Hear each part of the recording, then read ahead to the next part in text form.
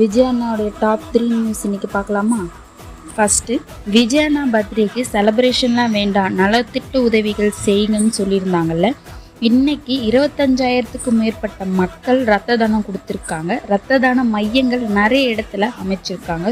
ஸ்டூடெண்ட்டுக்கு pen, note அந்த மாரி விஷயங்கள் பண்ணியிருக்காங்க. நாளைக்கு நிறைய இடங்கள்ல அன்னதானம் போடுறதா பிளான் பண்ணியிருக்காங்க. பெண்களுக்கு 2,500 ரூபாய் வரும்னு சொல்லியிருந்தாங்க. அது எப்பன்னு விஜய் சாரே அறிவிப்பாருன்னு நிதியமைச்சர் மரிய நெல்சன் அவர்கள் சொல்லியிருக்காங்க. நெக்ஸ்ட் தனியார் பள்ளி பொதுச் செயலாளர் நந்தகுமார் ஒரு குற்றச்சாட்டை வச்சிருக்காரு. எந்த மாதிரினா, கல்வித்துறை போன டிஎம்கே ஆட்சியில் லஞ்சம் வாங்கியிருக்காங்க. அதாவது மெட்ரிக் ஸ்கூல் புதுப்பித்தலுக்காக 3-5 லட்சமும், சிபிஎஸ்இ ஸ்கூல் புதுப்பித்தலுக்காக 10-15 லட்சமும், அதாவது வருடத்துக்கு 40 லட்சம் லஞ்சம் வாங்கியிருக்காங்கன்னு, அதுக்காக கல்வித்துறை அமைச்சகத்திலேயே ஒரு ரூம் தனியாக அலாட் பண்ணி அன்பின் மகேஷ் ரிலேஷன் தான் இதை வாங்கியிருக்காங்கன்னு ஒரு குற்றச்சாட்டை வச்சிருக்காரு.